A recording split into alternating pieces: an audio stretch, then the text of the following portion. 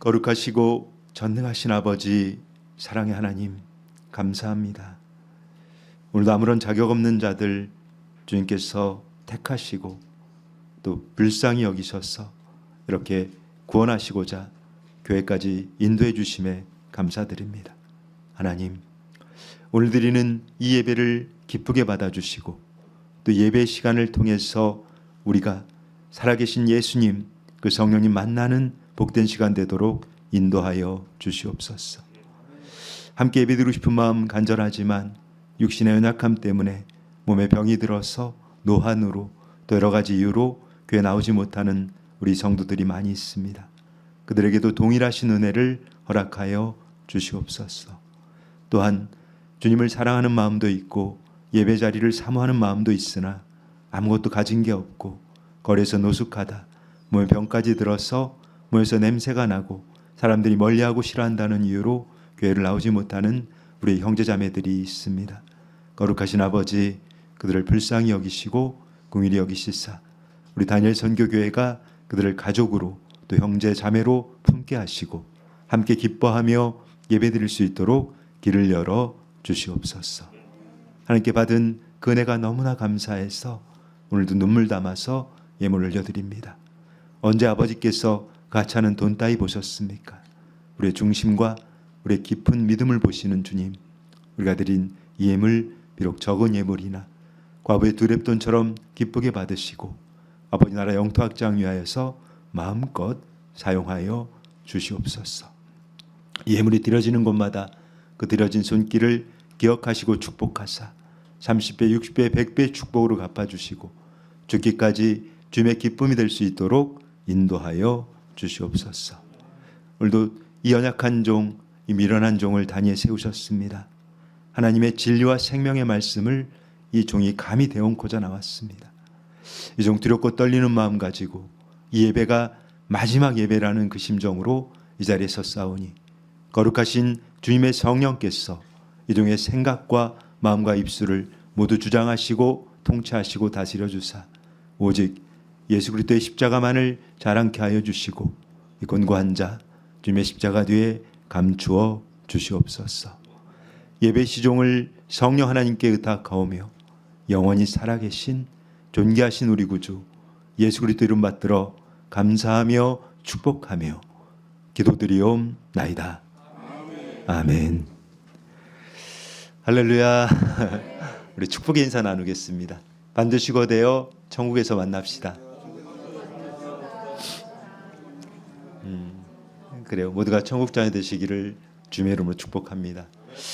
여러분들 혹시 지금도 나는 이 마음 안에 정말 용서하지 못하는 이 원수들이 좀 있어야 하시는 분, 내가 정말 이게 용서가 안 돼요, 아직도 너무나 미워서 정말 힘이 들어야 하시는 분들, 뭐 거의 다일 거예요. 다 지금 뭐 우리 성도분들은 원래 귀가 안 들리는 분이 많아서 잘 못 드시고 못 드시는데 아마 대부분이 다 그런 미움과 분노와 또 원수가 있을 겁니다. 그 노인정에서 어떤 노인복지센터에서 한 그 사회복지사가 질문을 한 거예요. 노인분들 모아놓고 어르신들 중에 나는 지금 미워하는 사람이 한 명도 없다고 하시는 분 한번 손 들어보세요 했더니 아무도 손을 안 들어요. 근데 어떤 할아버지가 90세가 넘으신 우리 김희임 어머니 같은 그 연세 대신 그 할아버지가 손을 딱 든 거예요. 그래서 그 사회복지사가 물었어요.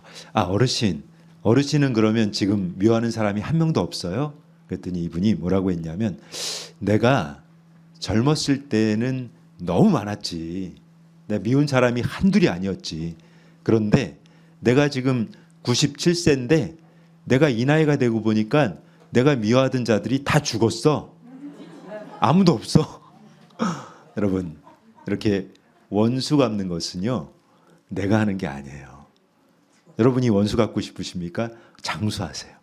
우리 김희임 어머니처럼 이렇게 살아계시면 우리 김희임 어머님은 아마 미워하는 사람이 없을 것 같아요. 그런데 여러분, 오늘 성경에서는 우리에게 이 원수 갚는 것, 누구한테 달려 있다고 가르치고 있죠? 하나님께 있습니다. 히브리서 10장 30절을 보면 이렇게 증거해요. 원수 갚는 것이 내게 있으니 내가 갚으리라 하시고 또다시 주께서 그의 백성을 심판하리라 말씀하신 것을 우리가 아노니. 자, 히브리서에서는 원수 갚는 것이 내가 하는 것이 아니라고 또 분명히 이렇게 가르치고 있단 말입니다. 그리고 말씀을 좀 더 볼게요. 로마서 12장 19절로 21절을 보면 좀 더 구체적인 얘기를 하고 있어요. 내 사랑하는 자들아, 너희가 친히 원수를 갚지 말고 하나님의 진노하심에 맡기라. 기록되었을 때 원수 갚는 것이 내게 있으니 내가 갚으리라고 주께서 말씀하시니라. 내 원수가 줄이거든 먹이고 목마리거든 마시게 하라. 그리함으로 내가 숯불을 그 머리에 쌓아 놓으리라. 악에게 지지 말고 선으로 악을 이기라. 자, 우리 히브리서에서는 원수 갚는 것이 주님께 달려 있다고 하는데 이 로마서는 한술 더 떠요. 원수 갚는 게 주님께 달려 있으니까 네가 원수가 있거든 뭐라고 해요?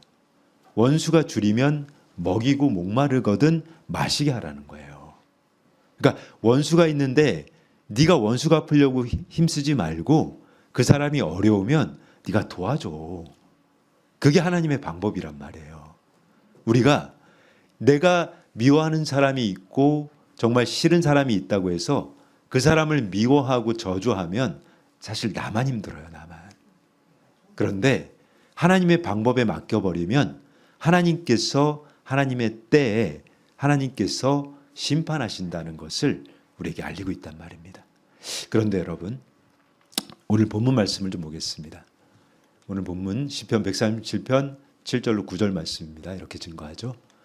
여호와여, 예루살렘이 멸망하던 날을 기억하시고 에돔 자손을 치소서. 그들의 말이 헐어버리라 헐어버리라 그 기초까지 헐어버리라 하였나이다. 멸망할 딸 바벨로나, 내가 우리에게 행한 대로 내게 갚는 자가 복이 있으리로다. 내 어린 것들을 바위에 메어치는 자는 복이 있으리로다. 여러분, 이 말씀 들으니까 어때요? 저는 사실 그 신학 공부를 할 때, 제가 이제 신학대학원에서 공부할 때 아마 여러분들도 그런 경험들이 꽤 있을 거예요. 내가 말씀을 읽다 보면 이게 좀 아닌데, 그런 생각들이 좀 들 때가 있을 겁니다. 왜 그러냐면 저는 사실 이 어린 것들을 바위에 메어치는 자라는 너무나 좀 끔찍한 표현이잖아요. 그죠? 좀 경악할 만한 그런 충격적인 표현을 지금 쓰고 있는데, 근데 이 말씀을 저는 놓고 사실 굉장히 힘이 들었어요. 그러니까 이해가 안 되는 거야.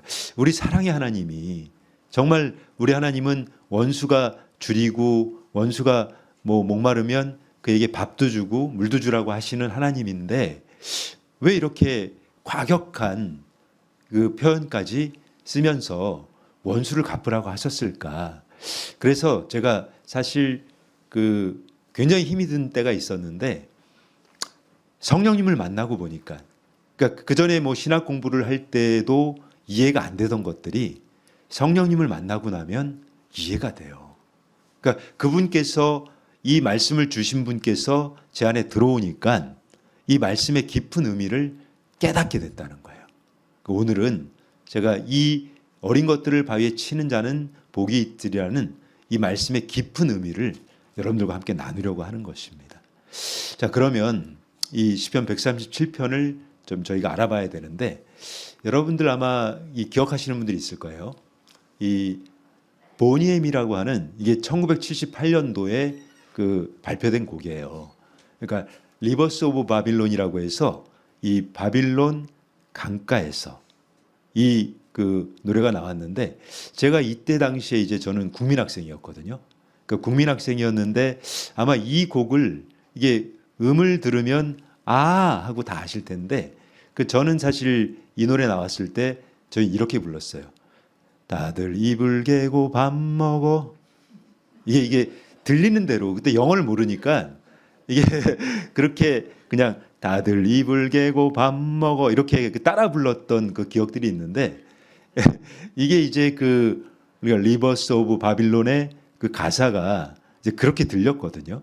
근데 이 리버 오브 바빌론이라고 하는 이 곡은 이 보니엠은 이제 흑인들로 구성됐어요. 4인조 혼성인데 이 곡이 바로 시편 137편을 내용으로 쓴 곡이에요. 그래서 이 내용을 들어보면 이 시편의 말씀들이 그대로 나옵니다. 그러니까 이제 시편 137편을 볼게요. 1절로부터 4절까지입니다. 이 말씀들이 나오는데요. 우리가 바벨론의 여러 강변 거기에 앉아서 시온을 기억하며 울었도다. 그 중에 버드나무에 우리가 우리의 수금을 걸었나니 이는 우리를 사로잡은 자가 거기서 우리에게 노래를 청하며 우리를 황폐하게 한 자가 기쁨을 청하고 자기들을 위하여 시온의 노래 중 하나를 노래하라 함이로다. 우리가 이방 땅에서 어찌 여호와의 노래를 부를까? 그러니까 이 시편 137편을 우리가 이제 내용을 이해하기 위해서는 그 역사적 배경을 좀 살펴봐야 돼요. 그러니까 이 이스라엘의 역사라고 하는 것이 그러니까 이 솔로몬 이후에 이제 여러분이 아시지만 이제 북이스라엘과 남유다로 이렇게 갈리게 돼요. 그러니까 두 개의 나라가 돼버린 거예요. 근데 이 북이스라엘은 그 굉장히 악했습니다. 그래서 이 BC 721년에 이 북이스라엘은 아수르에 의해서 멸망당합니다. 그러니까 아수르에 의해서 완전히 사라져 버린 거예요. 그리고 이제 호남 민족이 됐죠. 그러다 보니까 사마리아 땅이 된 거고, 그래서 유대인들은 이제 북이스라엘 사람들, 사마리아 사람들을 사람 취급을 안 하는 거죠. 근데 이 하나님께서는 이 남유다에게도 경고하셨거든요. 너희도 이제 망한다. 그래서 이 남유다가 이 BC 587년에 결국은 이 바빌론에 의해서 침공을 받고 완전히 망하게 된 거예요. 근데 이때 이 바빌론이 와서 이 이스라엘에 있던 그러니까 유다 사람들이죠. 유다 사람들을 이제 포로로 데려갑니다. 그래서 70년 동안 이제 포로 생활을 한 거예요.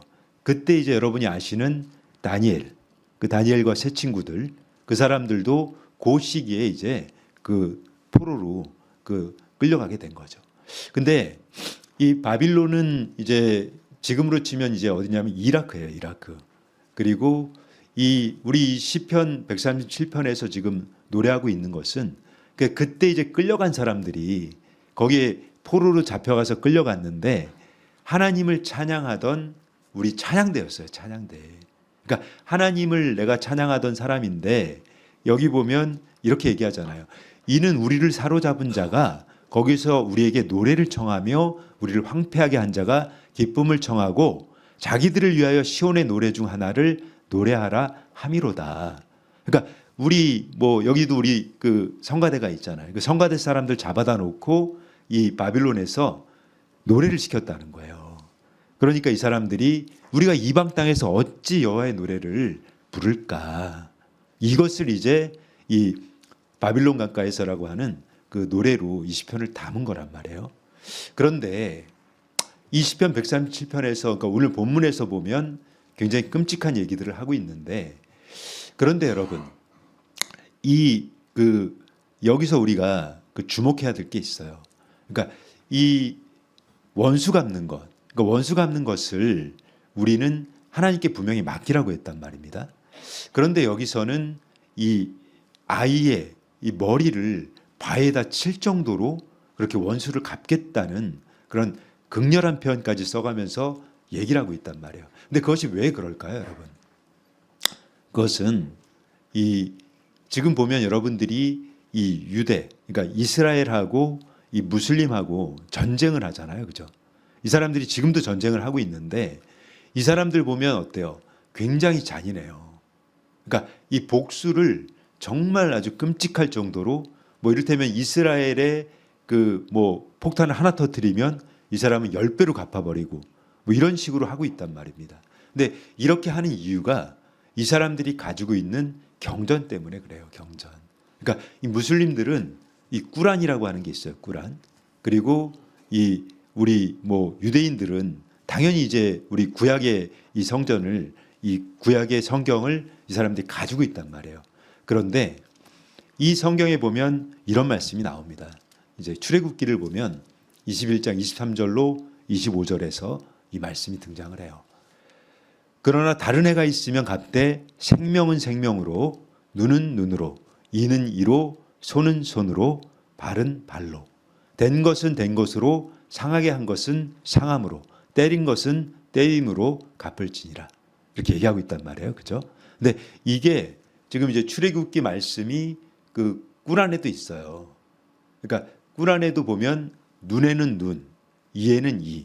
갚으라는 거예요. 갚으라고. 그러니까 이 사람들은 그것을 그대로 차용해다가 그래서 보복을 한단 말입니다. 그러니까 성경에서 그러니까 꿀 안에서 이렇게 하라고 했으니까 우리는 하는 거야. 그 이 사람들 보면 그 IS나 이런 거 보면 굉장히 잔인하잖아요. 막 폭탄 테러도 하고 사람들 무자비하게 죽이고 그러니까 그런 것들이 사실 이 구약에 나와 있는 이 영향 때문이거든요. 그런데 우리 신약에 들어오면 이제 여러분 너무나 잘 아시는 이제 마태복음을 보면 무엇이라고 하냐면 주님께서 이렇게 얘기하고 있는 거예요. 마태복음 5장 38절로 42절. 아마 너무 잘 아실 거예요. 제가 마태복음은 뭐 5, 6, 7장은 매일 읽어야 된다고 말씀드린 거라서 여러분 들으시면 바로 알 겁니다. 이렇게 증거합니다. 또 눈은 눈으로 이는 이로 갚으라 하였다는 것을 너희가 들었으나 나는 너희에게 이르노니 악한 자를 대적하지 말라. 누구든지 내 오른편 뺨을 치거든 왼편도 돌려대며 또 너를 고발하여 속옷을 가지고자 하는 자에게 겉옷까지도 가지게 하며 또 누구든지 너로 억지로 오리를 가게 하거든 그 사람과 심리를 동행하고 내게 구하는 자에게 주며 내게 꾸고자 하는 자에게 거절하지 말라. 그렇죠, 여러분. 이 말씀 들으면 어때요? 그 정면으로 배치하잖아요, 그죠? 그러니까 이 구약의 출애굽기 말씀과 이 마태복음 신약의 말씀은 어떻게 보면 정면으로 배치하고 있어요. 그러니까 사실 이 마태복음 5장 이 42절까지 말씀을 들으면 여러분 어때요? 좀 속이 부글부글하죠, 그죠? 아, 내가 원수한테 어떻게 그 나 이쪽 때렸는데 이쪽도 때려주세요 하실 수 있는 분 아무도 없단 말이에요, 이 자리에. 근데 성경에서는 하라고 하고 있단 말이에요, 네가. 근데 이 42절 이하를 보면 이거보다 더한 말씀을 하고 있습니다. 말씀 볼까요? 마태복음 5장 43절 44절입니다. 이렇게 얘기해요. 또 내 이웃을 사랑하고 내 원수를 미워하라 하였다는 것을 너희가 들었으나 너는 너희에게 이르노니 너희 원수를 사랑하며 너희를 박해하는 자를 위하여 기도하라. 여러분, 예수님께서는 이 구약에서 얘기하고 있는 거예요. 내 이웃은 사랑하되 내 원수는 미워하라. 이게 구약에서 눈은 눈, 이는 이로 갚으라는 것을 얘기하고 있단 말입니다. 근데 너희가 이것을 들었으나 나는 너희에게 이르노니 너희 원수를 어떻게 하라 그래요? 사랑하라는 거예요. 사랑하라는 거. 그리고 너를 박해하는 자가 있으면 네가 그를 위해서 기도하라. 이것이 여러분 우리 예수 그리스도의 뜻이란 말입니다. 그런데 사실 이 시편 137편을 그 많은 이제 신학자들 그리고 신학교 교수들이나 뭐 목회자들도 마찬가지예요. 그러니까 그것을 뭐 주석이나 강해서들을 보면 지금도 그렇게 강해를 합니다. 그 대부분 다 그 강해를 하고 있어요. 그러니까 이것은 그 이 역사적인 원수를 갚는 것을 이 이스라엘 민족들이 그 노래로 표현한 거라고. 물론 문자적 해석을 보면 그게 틀린 얘기는 아니에요. 그런데 우리는 여러분 이 그리스도인이라면 모든 성경의 말씀은요 영적인 비밀이 담겨 있단 말이에요. 그러니까 이것은 역사적인 복수에 대한 이야기가 될 수도 있겠지만 사실은 이 깊은 영적인 의미를 들어가 보면 우리가 영적 전쟁을 치르는 데 있어서 성령께서 우리에게 주시고자 하는 우리에게 시사하는 바가 있다는 거예요. 여러분들도 성경 말씀을 읽으실 때 그 깊은 뜻이 깨달아지시길 축복합니다. 그 깊은 의미가 깨달아지기 시작하면 저도 사실 이 신학교 다니면서 대학원에서 공부하면서 사실 하나의 수수께끼 같았어요. 저한테는. 왜 우리 주님께서는 사랑의 하나님이시고 원수까지도 사랑하라고 하셨는데 이렇게 과격하고 무서운 표현을 쓰면서까지 원수 갚는 것을 얘기하셨을까? 근데 제가 이 깊은 의미를 딱 깨닫고 나니까 그 수수께끼가 풀린 거예요. 우리가 여러분 이 시편 137편의 말씀은요.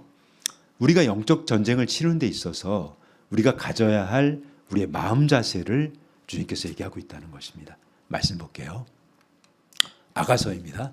아가서 2장 15절입니다.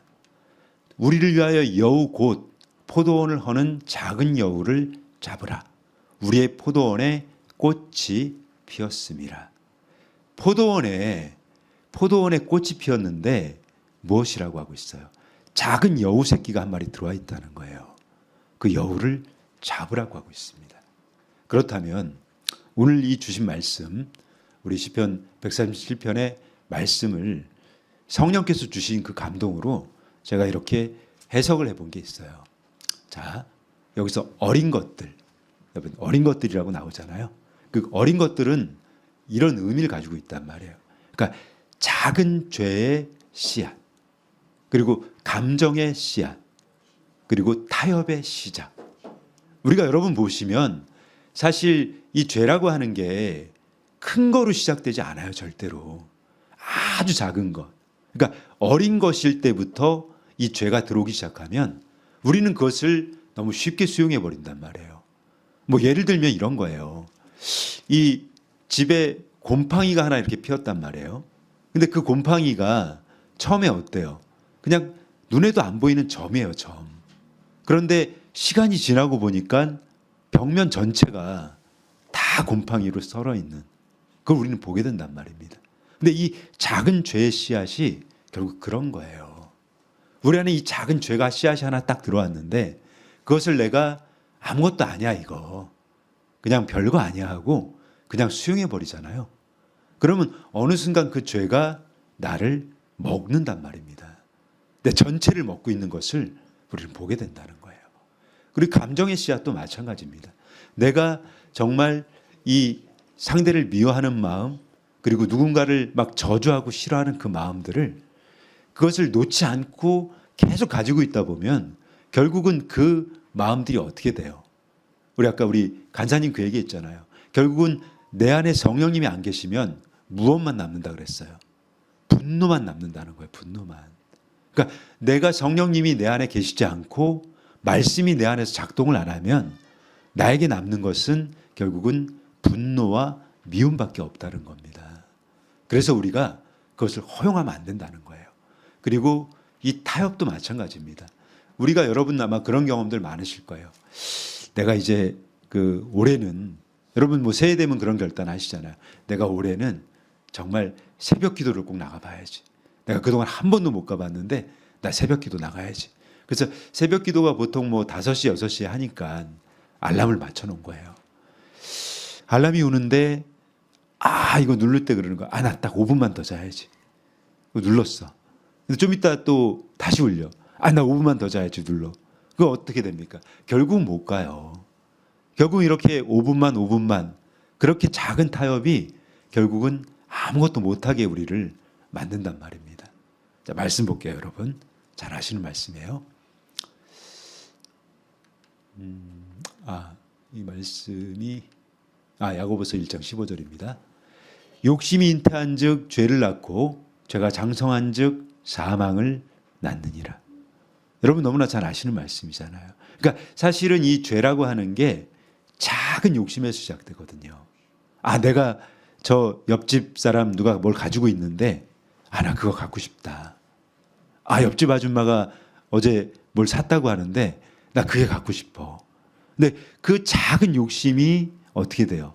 나중에 자라다 보니까 결국은 그 사람 걸 훔치게 된단 말이에요. 그 사람 걸 뺏게 된다는 말이에요. 그 죄가 되고, 근데 그 죄가 어떻게 됩니까? 우리를 죽이는 거예요. 그 죄 때문에 우리가 지옥 간단 말입니다. 이처럼 우리가 이 작은 것들을 정말 눈에도 보이지 않는 것으로 시작하는데 그걸 허용하면 안 된단 말입니다. 근데 이 어린 것들, 왜 바위에 매어 쳐야 되는가? 그것을 우리가 생각해 봐야 되는 거예요. 이 죄가 여러분 잘하면 감당이 안 돼요. 처음에는 정말 너무 보잘것없고 작았으니까 이게 뭐 무슨 의미가 있겠어 이렇게 생각했던 것들이, 여러분 한번 잘 생각해 보세요. 여러분들이 사자를 한 마리 주셨어요. 어린 애기 사자를. 근데 모든 맹수들도 어릴 때는 어때요? 귀여워요. 사자도 호랑이도 아기 때 보면 되게 귀엽습니다. 그래서 그 귀여우니까 요거 내가 키워야지 하고 그 사자를 데리고 왔어요, 집에. 데리고 왔는데 얘가 어떻게 돼요? 금방 커요. 맹수들은 쑥쑥 자라거든요. 근데 얘가 자라면 어떻게 될까요? 이 사람을 잡아먹죠, 당연히. 이처럼 우리가 이 죄가 똑같은 거예요. 죄가 처음에는 이거 뭐 별거 내가 충분히 이 죄 이길 수 있어. 나 이거 결단만 하면 내가 이거 끊을 수 있어. 그렇게 생각했는데 어떻게 됩니까? 여러분들 남자분들 그런 분들 많아요. 담배 못 끊어가지고 나중에 폐암으로 죽는 사람 굉장히 많아요. 여러분 아시겠지만 예전에 유명한 그 개그맨 하나 있었어요. 코미디언 이주일이라고. 이 사람이 국회의원 됐어요. 근데 이 사람이 폐암으로 죽었거든요. 죽으면서 아주 절절하게 그 얘기를 하더라고요. 내가 담배를 못 끊어서 이렇게 됐다. 제발 담배 좀 끊어라. 근데 그 결단들이 여러분 쉬울 것 같죠. 나 담배 금방 결단만 하면 끊을 수 있어. 근데 결국은 못 끊다가 암으로 죽잖아요. 그것처럼 이 죄라고 하는 게 그런 거예요. 그러니까 내가 감당하고 이렇게 할 수 있을 것 같지만 여러분 커지면 못 끊습니다. 절대로. 그리고 초기 단계에서는 끊기가 쉬워요. 근데 어때요? 커지면 너무 힘든 겁니다. 그리고 이 하나님의 백성은 절대로 죄하고 타협을 해서는 안 됩니다. 우리가 진짜 그리스도인이라면 죄하고 타협하지 마세요, 여러분. 그것을 용납하지 마세요. 그리고 이 어린 것들이 바로 이 마귀가 사탄이 씌워놓은 미래의 파멸이에요. 이게 작은 죄, 그 어린 죄, 그 어려 보이기만 하는 그 죄가 결국은 우리를 잡아먹습니다. 우리를 지옥에다 던진단 말이에요. 그래서 이 어린 것들일 때 이 바위에다가 메어 쳐야 되는 거예요. 이 작은 것들이 들어오면 그때 사정없이 바위에다가 메어 치시기 바랍니다. 그렇게 해서 그 죄들을 끊어내시라는 거예요. 그렇다면 바위는 무엇일까요, 여러분? 이 바위는 우리가 4가지 바위에다가 여러분들 치셔야 돼요. 첫 번째는 말씀의 바위. 항상 이 말씀을 가지고 우리가 죄가 들어오고 유혹이 들어올 때는 말씀으로 끊어내야 되는 거예요. 그리고 기도하지 않고서는 결코 이 죄를 끊어낼 수가 없습니다. 그래서 제가 항상 누누이 말씀드리잖아요. 기도하고 말씀 보고 하는 것은 여러분에게는 당연한 거예요. 당연한 거. 그러니까 그게 끊어지는 순간 우리는 죄한테 무너진단 말이에요. 그래서 우리가 죄를 이 말씀의 바위, 이 기도의 바위에다가 사정없이 내리쳐야 되는 겁니다. 그것도 어린 죄일 때, 어린아이일 때 그때 사정없이 바위에다 쳐서 그것을 부셔버려야 되는 거예요. 그리고 중요한 것은 회개의 바위입니다. 회개의 바위. 우리가 기도할 때 가장 중요한 기도가 회개 기도잖아요. 그러니까 정말 내가 죄가 들어오면 우리는 연약해요, 여러분. 어제까지 막 하나님 은혜 받아가지고 내가 눈물 펑펑 쏟아가면서 주님 제가 이제 주님의 위해서 주님 뜻을 위해서 제가 생명 드릴게요. 저 주님 위해서 살게요. 그렇게 결단했다가 그 다음날 또 넘어지는 게 바로 우리란 말이에요. 우리 그렇게 연약합니다. 그래서 우리가 끝없이 회개해야 되는 거예요. 내가 잘못한 것을 또 회개하고 또 잘못이 들어오면 또 회개하고 또 들어오면 또 회개하고 계속 회개의 바위에다가 그 죄들을 메어치시기 바랍니다. 그렇게 쳐내고 우리가 가야 되는 거예요. 그리고 4번째는 결단의 바위입니다. 이 결단이 이루어져야 돼요. 가장 먼저 시작하는 것이 결단이거든요. 우리가 이 금연을 할 때도 마찬가지고 술을 끊을 때도 마찬가지고 도박을 끊을 때도 마찬가지고 결단이 시작되지 않으면 결코 그거는 끊을 수가 없단 말이에요. 그래서 우리가 이 죄하고 나는 절연할 거야. 나 이 죄하고 다시는 같이 가지 않을 거야. 내가 매일 죄만 짓는데 나 오늘도 교회 와가지고 옆에 아줌마하고 싸웠는데 나 자리 때문에 내가 그 자리에 앉고 싶어서 그 원래 앉아있던 사람 밀어내고 싸웠는데 나 그 죄 다시는 짓지 않을 거야. 그 결단을 하시란 말이에요, 여러분. 그게 아무것도 아닌 것 같지만 그 죄 때문에 지옥 간단 말이에요. 그 죄를 계속 짓고 있단 말입니다. 그것을 여러분 버리시기 바랍니다. 결단하셔야 돼요. 결단해서 내가 다시는 이 죄 안 져야지. 내가 다음에는 빈자리에 그냥 앉아야지. 내가 다른 사람이 와도 먼저 양보해야지. 여러분 그 마음 가지시란 말입니다. 그렇게 살지 않으면 결국은 불족에 던져지는 거예요. 여러분 작은 것 같지만 아무것도 아닌 것 같지만 그것을 그 죄를 버리시기 바랍니다. 그리고 정말 중요한 거예요, 여러분. 어떤 사람이 그러면 바벨론의 이 어린 것들을 죽일 수 있는지 우리가 그것을 여러분 명심하시기 바랍니다. 죄를 죄로 봐야 돼요. 죄를 여러분들이 죄로 보지 않아요. 그러니까 내가 죄를 짓고 있는데 이게 무슨 죄야? 내가 자리 좀 양보해달라는 게 무슨 죄야? 내가 이 자리에 앉고 싶은 게 무슨 죄야? 여러분 죄예요, 죄. 그 죄입니다. 근데 죄를 죄로 볼 줄 알아야 되는 거예요. 그리고 이 타협의 무서움을 아셔야 돼요, 여러분. 이 타협하다 보면 한순간에 와르르 무너집니다. 우리가 여러분 그거 아셔야 돼요. 예전에 그 성수대교 무너진 거 아시죠, 여러분? 그리고 삼풍백화점 무너진 거 아시죠? 왜 무너졌을까요, 그게? 그거 기초공사 잘못해서 그런 거잖아요. 그러니까 그 몇 가지 나사 조금 덜 조이고 그리고 이만한 거 써야 되는데 요만한 거 쓰고 그 작은 것들이 그 아무것도 아닌 것 같아서 타협했단 말이에요. 뭐 괜찮겠지. 근데 어떻게 돼요? 와르르 무너진단 말입니다. 절대로 여러분 타협하지 마십시오. 죄하고. 죄가 내 안에 들어오려고 하면 바로 끊어내세요. 타협하지 마시란 말이에요. 그리고 말씀 앞에서 우리는 정직해야 됩니다. 이 정직밖에 없어요.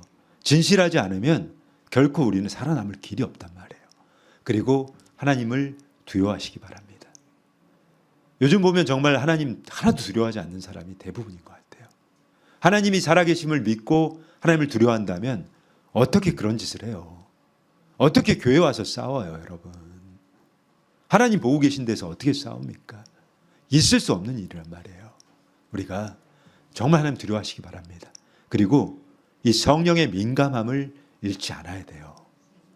성령님이 항상 우리에게 사인 주시고 경고를 주시는데 우리가 둔감해지면 그 사인을 듣지를 못해요.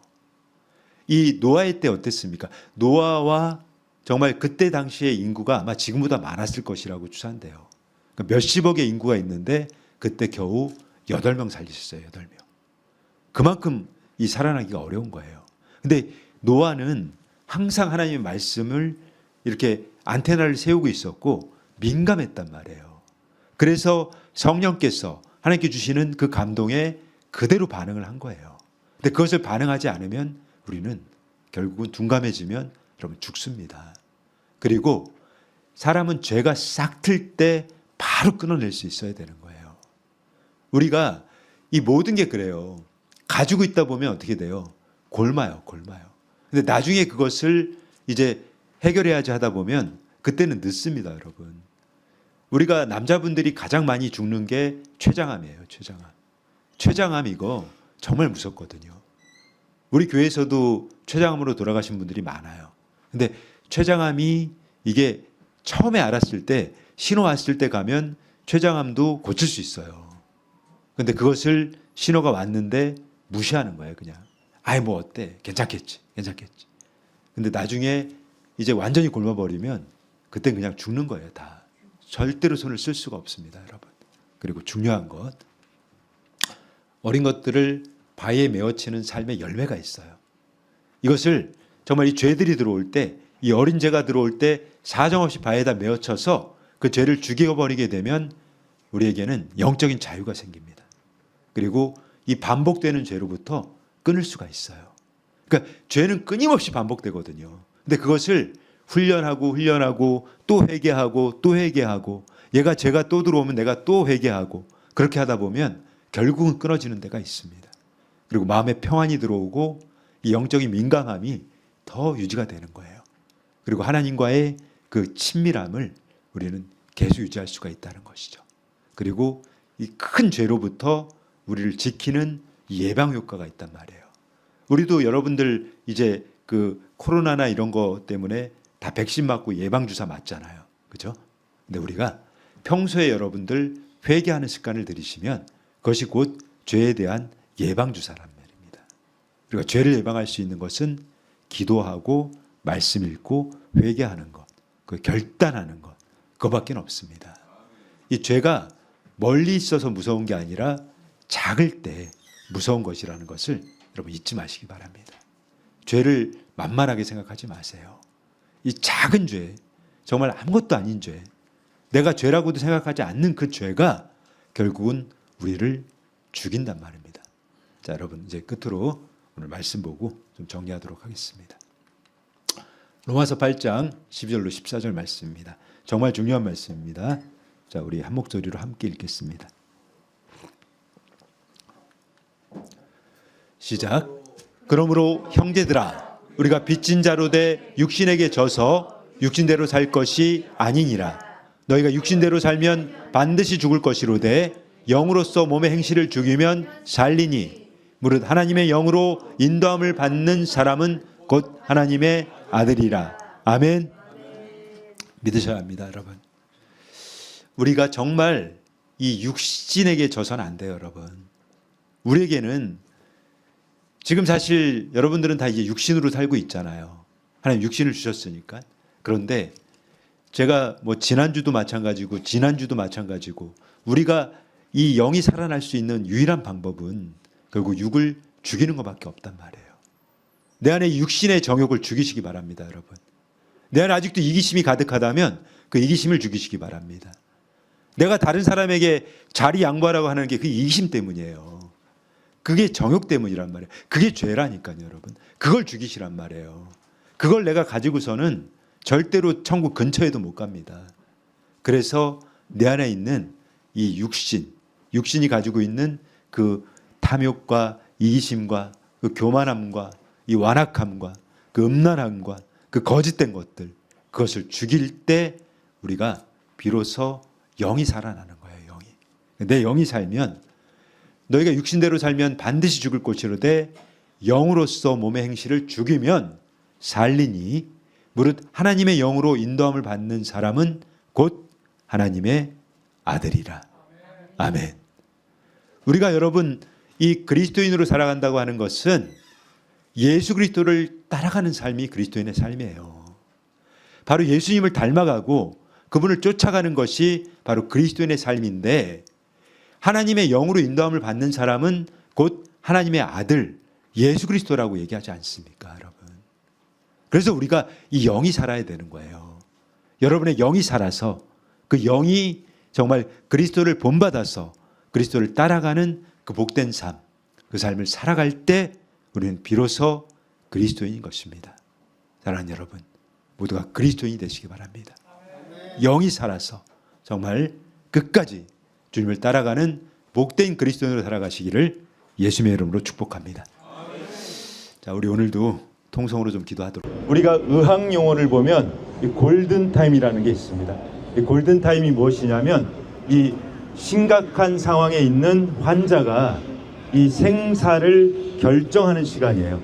그래서 특별히 이제 뇌졸중이나 이런 게 온 사람들은 3시간 안에 그 병원에 도착을 하면 그 후유증 없이 고칠 수가 있는데, 그 시간이 지나버리면 고치기 힘든 그 상황이 돼버린다는 것이죠. 그런데 우리가 이 인생을 살아가면서도 우리 인생에 이 골든타임이 있습니다. 그 골든타임이 언제일까요, 여러분? 그 인생의 골든타임은 바로 지금 이 순간이에요. 여러분들이 예수 그리스도를 만나는 시간인 것입니다. 우리가 예수님을 만나지 못한다면 우리의 삶은 정말 비참한 삶이 돼버리는 거죠. 그런데 지금 이 시간에 여러분들이 살아계신 하나님, 그 예수님을 만나게 된다면 우리는 죽지 않습니다.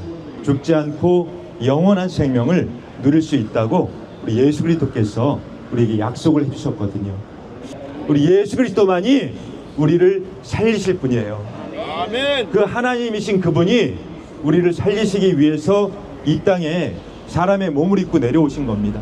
그래서 여러분들을 우리가 죄가 너무 많잖아요. 우리는 죄가 많기 때문에 결코 천국 갈 수 없는 존재들이거든요. 그런데 그분께서 우리의 그 죄를 다 사해 주시려고 십자가에서 죽으신 겁니다. 그래서 우리를 천국 보내시려고. 근데 우리가 그분을 믿기만 하면, 그분을 진실로 내가 그분을 믿기로 작정하면 그분이 우리를 살리신다는 거예요. 우리를 아멘. 죽지 않고 영원히 살릴 수 있는 그 예수 그리스도를 믿으셔야 한다는 겁니다.